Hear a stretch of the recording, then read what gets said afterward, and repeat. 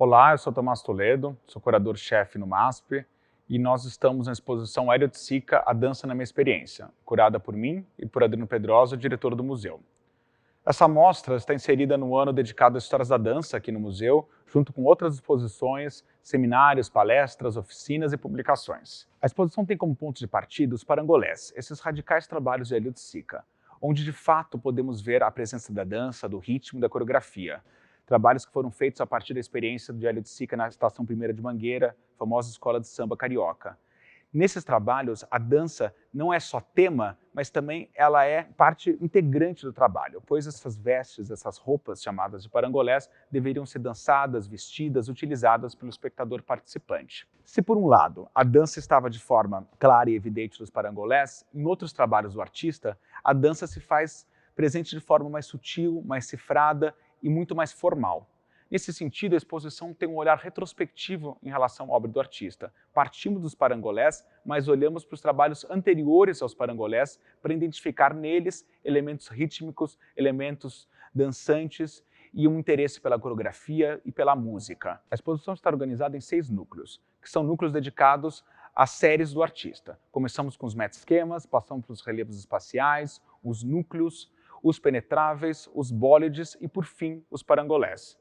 O de Sica começou a fazer os meta-esquemas quando tinha cerca de 20 anos. Essa é uma série bastante extensa, ele produziu cerca de 400 trabalhos, esses cartões pintados a guache, e são trabalhos que exploram diversas combinações geométricas com retângulos, trapézios, semicírculos, círculos, usando normalmente cores como vermelho, o verde, o azul e o preto. Ele tem um vocabulário relativamente restrito, com um número restrito de formas, com um número restrito de operações, mas é bastante impressionante ver como o artista explorou e extraiu diversas criações a partir dessas premissas básicas que os meta-esquemas propõem. O meta-esquema também mostra tanto o rigor, o método e o engajamento do artista em fazer uma produção tão vasta e com uma precisão técnica bastante impressionante. Os meta-esquemas iniciais, do começo dos anos 50, de 1954, eles têm formas mais estreitas, formas mais delgadas, e eles apresentam uma composição que muitas vezes lembra uma explosão, como se fosse uma explosão de formas geométricas que elas vão espalhando-se pela superfície do cartão, saindo do centro e indo em direção às bordas. Esses meta-esquemas iniciais são chamados de seco também. Aqui é um exemplo bastante interessante, é o Seco 27, um meta-esquema que o Hélio depois escreve em seus diários que era uma obra importante para ele, porque o de Sica teve uma relação um pouco dúbia com os meta-esquemas. Depois, já mais velho, ele dizia que esses trabalhos não deviam ser levados em consideração, mas depois, já no final dos anos 60, ele escreve sobre o Seco 27, falando que aqui havia algo de potente, algo importante, que era justamente esse movimento, esse passear das formas geométricas na superfície do cartão. Talvez seja isso que a gente gostaria de ressaltar nessas paredes de meta-esquemas, que é como essas formas podem estar ainda muito presas à experiência do de Sica no grupo frente, elas podem ainda ser exercícios formais bastante duros, bastante concretos, porém já havia uma forma dançante, já havia um movimento, algo que daria um encaminhamento para uma forma tridimensional que a gente vai ver daqui a pouco nos relevos espaciais e nos núcleos. Nesse sentido, essas formas vão ficando cada vez mais revoltosas, cada vez mais em movimento, até saírem da superfície do papel. Continuando nos meta-esquemas, a gente pode ver algumas composições que também remetem a uma perspectiva, a uma saída do plano do cartão, e também outros trabalhos onde a cor exerce um papel muito importante na questão rítmica, criando situações de oposições cromáticas entre esse azul e o vermelho, por exemplo, ou mesmo um elemento verde numa composição toda de elementos pretos que cria um contraste, que cria algum tipo de perturbação na superfície do cartão. Aqui a gente tem um exemplo bem interessante também, que apesar de ser uma composição toda feita com retângulos e quadrados, teoricamente formas mais duras, ela tem um aspecto bastante dançante, ao passo que o de Sica desloca essas formas, tornando a relação delas não ortogonal e criando também um certo giro nessas formas, indicando um movimento de dança, de rotação. As formas arredondadas também agregam mais sensualidade, mais movimento, mais leveza a essas composições, reforçando esse aspecto dançante, esse aspecto de movimento. Aqui também, mais uma vez, o trabalho cromático é bem interessante, nesse trio que trabalha com cores como o azul e o vermelho. Nessa série de trabalhos branco e pretos, na verdade são trabalhos de preto sobre o cartão, né? O branco não é branco, é a cor do cartão, que com o tempo vai amarelando, vai ganhando outra conotação cromática. E aqui a gente pode ver um exercício interessante que o Oiticica faz de algumas vezes, tocar levemente uma forma na outra, gerando alguma tensão. E também aqui um outro exercício óptico que o Oiticica utilizou várias vezes, uma estratégia óptica de fazer esse tracejado que se desencontra, criando um embaralhamento visual que agrega ritmo a essas composições. Novamente, nessa seção de trabalhos onde o preto e o branco são utilizados como forma de contraste, como forma de ritmo, o Oiticica também utiliza formas duras como o retângulo, o quadrado, mas a cor novamente exerce um papel importante. Aqui, nesse caso, um esquema bastante especial, as graduações de cinza, saindo de um cinza mais escuro até um cinza mais claro, são os responsáveis por darem movimento e maleabilidade para essa composição. Nessa outra parede de meta-esquemas, nós temos formas maiores, formas geométricas maiores, mais brutas, ou chapadas de cor, ou com contornos feitos com uma linha mais grossa. Elas são diferentes das formas da outra parede, que são mais delicadas, que são menores e mais finas.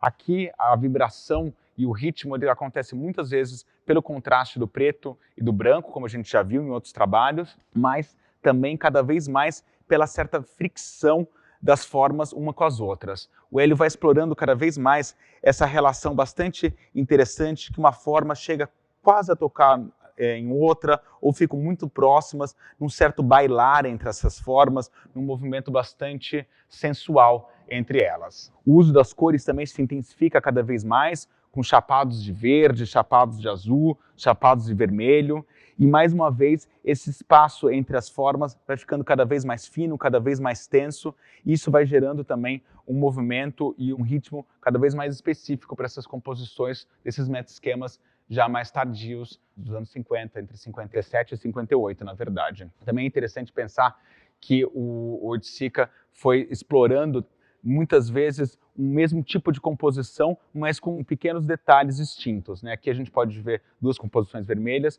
com formas similares, mas ao mesmo tempo cada uma tem a sua particularidade.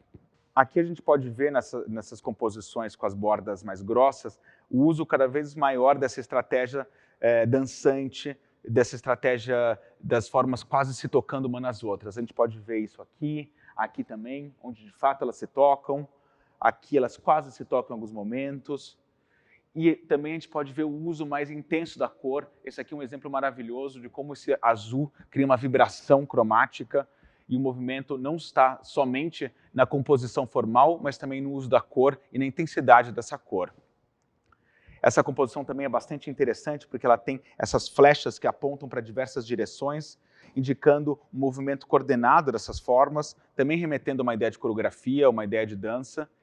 E é diferente dos trabalhos iniciais que a gente viu na outra parede, onde as formas elas pareciam explodir na superfície do cartão, indo cada uma para um canto. Nesses meta-esquemas já mais tardios, as formas parecem ter um desenho mais organizado e esses movimentos parecem estar mais ordenados. Aqui a gente pode perceber quase que uma vontade cada vez mais dessas formas saírem da superfície do cartão e ganharem espaço. E é de fato isso que o Oiticica faz na sua produção. Quando ele sai dos meta-esquemas, onde essas formas já estavam vibrando, já estavam se movimentando no papel, ele vai para os núcleos e para os relevos espaciais, onde de fato essas formas geométricas ganham corpo, ganham espaço e se tornam objetos tridimensionais. Aqui na exposição a gente tem um fragmento do grande núcleo, um trabalho seminal na carreira do artista. Esse aqui é um pedaço do grande núcleo que tem o triplo desse tamanho. Aqui a gente apresenta 3 núcleos, o fragmento desse grande núcleo, o núcleo número 2 e lá no fundo o núcleo número 1. Os núcleos são construções tridimensionais feitas com chapas de madeira pintadas normalmente em variações do mesmo tom. Então aqui nesse fragmento do grande núcleo a gente vai ver diversas variações desse tom que vai do laranja até um amarelo queimado, um amarelo escuro. As formas elas são presas por fios de nylon, foram planejadas para o artista para ficarem exatamente nessa posição, criando esse ambiente que envolveria o espectador visitante com formas geométricas e também com a cor. E eles foram pensados para que o espectador pudesse passar entre eles, que o espectador pudesse estar envolto por essas formas.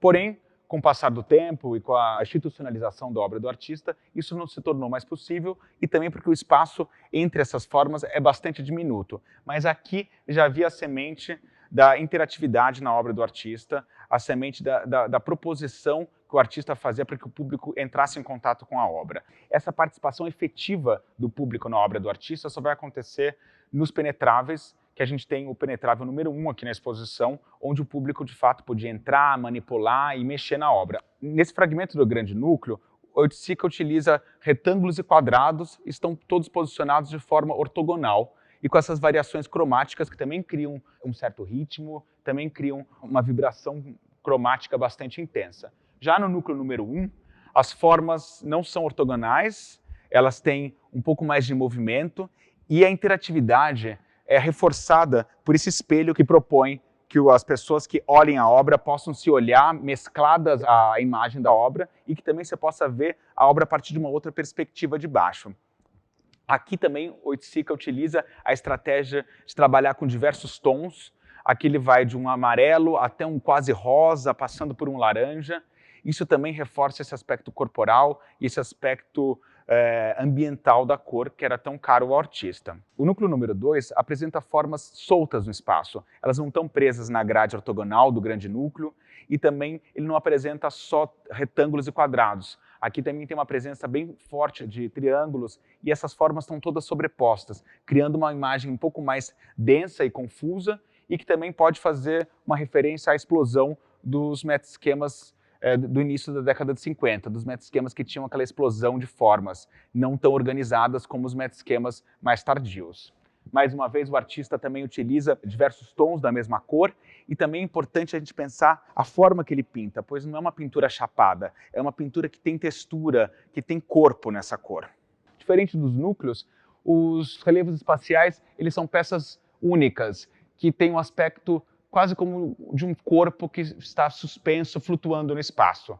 O núcleo são agrupamentos dessas formas geométricas. Já o relevo espacial é uma forma única, porém mais complexa formalmente. Não é uma única lâmina de madeira, mas uma sobreposição de lâminas de madeira pintadas com cores intensas que criam quase que um origami, uma dobradura, onde você vê reentrâncias, relevos, e muitas vezes o Oiticica utiliza tons distintos da mesma cor no mesmo trabalho. Nesse exemplo aqui, o Oiticica cobre toda a peça com o mesmo tom de vermelho, mas a gente pode ver diversas reentrâncias no meio da obra e uma abertura lateral para a direita, outra para a esquerda. É bem interessante pensar essas formas como corpos geométricos flutuando no espaço. Esse relevo espacial amarelo, com essa forma trapezoide, tem uma relação bem interessante com a arquitetura do museu, com a escada em X da Lina Bobardi, fazendo um contraste cromático entre o amarelo e o vermelho e, ao mesmo tempo, uma aproximação dessas linhas paralelas, do vermelho da escada com o amarelo do relevo espacial. Continuando nesse percurso cronológico da obra do artista e nesse percurso em direção à participação do público, em direção ao espaço, em direção ao outro, a gente vai ver o Penetrável número 1, que é uma obra bastante importante na trajetória do artista, é a primeira obra onde de fato o público pode participar e pode manipular um trabalho do artista. Esse aqui é o Penetrável número 1 do Oiticica. Depois o Oiticica desenvolveu essa fórmula e essa invenção do penetrável de diversas maneiras, inclusive agrupando penetráveis, criando instalações chamadas Tropicalia. O Penetrável número 1 ainda apresenta uma investigação bastante grande no campo da cor, nessa ideia de criar um campo de cor, uma cor que envolve o espectador que entra nesse trabalho, e ele apresenta também uma relação ainda bastante forte com os núcleos, com esses planos de cor que podem se movimentar, que podem se sobrepor. A ideia é que o público possa entrar nesse trabalho e possa movimentar essas chapas de cor, essas chapas de madeira, entrando nessa espécie de labirinto cromático. Ainda na década de 60, o Oiticica passou a desenvolver um outro tipo de objeto, um objeto mais intimista, que ainda carregava as preocupações formais, cromáticas, construtivas, porém numa escala de fato mais intimista, que são os bólides.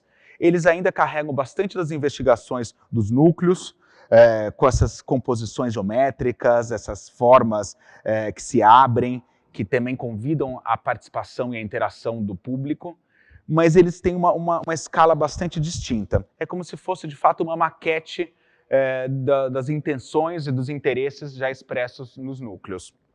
Aqui, por exemplo, nessa caixa que se abre, também com tons diferentes de laranja, de vermelho, ela propõe e convida ao toque e à manipulação do espectador. Atualmente os bólides não podem ser mais manipulados, mas eles foram pensados para que o público pudesse manipular, pudesse abrir essas portas, pudesse, em outros casos, manipular materiais como areia, conchas ou sacos de plásticos. É também bastante interessante reparar na forma que ele pintava essas superfícies, em alguns momentos mais lisas, outras apresentando uma textura mais rugosa, mais áspera. Isso faz com que a cor se comporte de forma diferente em cada uma das superfícies e que a luz também gere efeitos distintos em superfícies mais lisas, superfícies mais rugosas.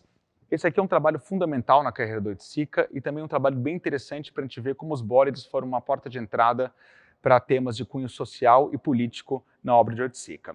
O B33, Caixa 18, Homenagem à Cara de Cavalo, é uma homenagem que Oiticica fez a Manuel Moreira, conhecido como Cara de Cavalo, um famoso bandido carioca que foi assassinado de forma violenta pela polícia. Nesse bólide, que é uma caixa também, Oiticica apresenta fotografias do bandido assassinado, estirado no chão com os braços abertos, fotografias que foram publicadas nos jornais na época. E essas imagens elas são recobertas por um tule vermelho com uma conotação fúnebre. E no interior da caixa a gente vê um saco de pigmento, onde pode-se ler a seguinte frase: aqui está e ficará, contemplai seu silêncio heróico. Outro exemplo excepcional dessa abertura dos bólides para os contextos da vida, para os contextos políticos, é o bólide 7, Caixa 9, no qual Oiticica coloca um espelho em seu interior, de forma inclinada, onde ele leva para o interior do bólide o seu entorno, o contexto externo. Esse bólide com espelho convida o exterior para o interior, criando uma relação bastante complexa entre o que está fora e o que está dentro, fazendo também uma referência a trabalhos da Lygia Clark, mesmo de Max Bill, que lidavam com essa noção do dentro e do fora. Mas, sobretudo, ele tem um potencial de trazer os contextos da vida para dentro de um trabalho de arte. As cenas desse trabalho sendo exposto pelo Hélio Oiticica no Morro da Mangueira são bastante emblemáticas também. Em diversos momentos, o Oiticica levou bólides, parangolés e outros trabalhos para serem manipulados, interagidos e exibidos para os moradores da Mangueira, e em algumas fotografias a gente pode ver moradores da Mangueira olhando, mirando-se nesse espelho, ou vendo fragmentos e reflexos do entorno da Mangueira nesse trabalho. Em 1964, Hélio Oiticica passou a frequentar a Escola de Samba Estação Primeira de Mangueira e lá se tornou passista. A experiência na Mangueira foi um divisor de águas tanto na vida quanto na obra de Oiticica. A partir desse momento, ele passou a incorporar diversos elementos da vida cotidiana, do samba, da rua, das manifestações vernaculares da cultura brasileira. O seu trabalho mudou de forma radical a partir dessa experiência na Mangueira. É também a partir da experiência na Mangueira que Oiticica começa a produzir os parangolés, que tem a sua primeira apresentação em 1965, no Museu de Arte Moderna no Rio de Janeiro, na exposição Opinião 65. Foi nessa exposição que esse parangolé estandarte, que não é um parangolé de vestir, mas sim um parangolé de portar, uma referência aos estandartes das escolas de samba. Essa bandeira que ainda carrega uma investigação cromática forte, com esse tule vazado com elemento amarelo dentro e esse outro elemento de vermelho forte. Ele convidou passistas da Mangueira para desfilarem, para utilizarem os parangolés na abertura da exposição 65. A entrada dessas pessoas no museu não foi permitida pela direção do MAN na época, e o Oiticica não conseguiu entrar com os seus colegas da Mangueira na exposição, e eles ficaram ativando os parangolés no vão do MAN do Rio. Nessa parede a gente expõe alguns parangolés originais, o caso desse parangolé estandarte, o caso do Nirvana, o caso desse parangolé que faz uma referência ao rosto do Che Guevara. Como a gente pode ver, o Oiticica trazia nos parangolés referências a questões políticas, sociais. Aqui, mais uma vez, a violência policial é apresentada na famosa bandeira Seja Marginal, Seja Herói. Essas bandeiras foram apresentadas em 1968, não somente essa bandeira do Oiticica, mas de diversos outros artistas, como Carlos Vergara e Anabela Geiger, num happening que aconteceu na Praça General Osório, no Rio de Janeiro. Depois o Oiticica voltou a produzir essas bandeiras em outras versões. A gente tem aqui uma branca, mas também existem as bandeiras vermelhas. Também a gente apresenta o parangolé Sol Pedra 90 e um parangolé já mais tardio, dos anos 70, do período que o Oiticica já estava morando em Nova York, que foi um outro momento bastante importante na vida e na carreira do artista, esse período longo que ele morou em Nova York. Ele incorpora outros tipos de materiais. Aqui a gente vê uma tela de nylon que não existia no Brasil, que agregou toda uma outra estrutura, uma outra formalização para o parangolé. E também a gente vê um trabalho com a palavra bastante interessante aqui. O Oiticica tinha uma proximidade e uma admiração bastante pela poesia concreta, tinha uma relação com os irmãos Campos, e essa palavra escrebuto é escrita de forma a explorar as possibilidades gráficas da linguagem. Uma parte fundamental dessa exposição é a participação do público, é a possibilidade do público fazer com que esses trabalhos sejam utilizados, contemplados da forma que o Oiticica pensou que eles deveriam ser, ou seja, trabalhos que devem ser vestidos, obras que devem ser vividas pelo público. O parangolé, essa espécie de capa, de roupa, de veste, foi criada pelo Oiticica para que qualquer um pudesse utilizá-la. Ele não é para ser visto pendurado, como a gente está vendo aqui, mas sim para ser utilizado, ou para você ver outras pessoas utilizando. Essas são réplicas feitas a partir dos estudos, com materiais atualizados, mas mantendo as mesmas indicações que foram dadas pelo Oiticica, muitas vezes escritas nos seus diários, ou a partir de cópias dos parangolés originais. Esse aqui é a capa da Liberdade, que é um tecido colado numa espécie de couro sintético, um tecido bruto, uma lona. Aqui o parangolé Guevaluta, mais uma vez uma referência ao Che Guevara e também à luta política. Importante a gente pensar que o Brasil passava por uma ditadura militar bastante violenta nesse período que o Hélio Oiticica estava produzindo os parangolés, a partir do meio da década de 60 até o final da década de 70. Esse é um parangolé bastante interessante em termos de material. O Hélio Oiticica mistura essa juta, esse tecido bastante bruto, com algodão cru aqui atrás, esse tule pintado com a frase título do parangolé. E no interior a gente pode sentir que existe alguma coisa dentro. Os parangolés também têm essa característica dos bóredes, de esconder algo dentro, algo que convida o espectador participante a descobrir, a desvelar o trabalho. Esse é o parangolé que a gente viu na outra parede, em homenagem ao Che Guevara. Aqui, a gente manipulando, a gente pode ver esse interior com tecido de chita, contrastando com essa pintura bastante interessante feita com lantejoulas.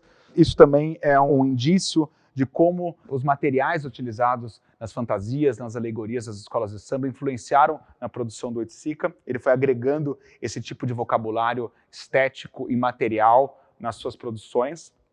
Esse é um parangolé bastante importante, bastante icônico, com a frase "Estou possuído". Ele tem esse saco contendo palha, e é uma veste preta que se coloca de forma diagonal. A gente começa a ver que não somente conteúdos políticos, como Capa da Liberdade, referências ao Che Guevara, mas também aqui há uma referência a um conteúdo espiritual, religioso, a ideia da possessão, sem dúvida nenhuma, uma influência desse imaginário das religiões afro-brasileiras na obra do Oiticica.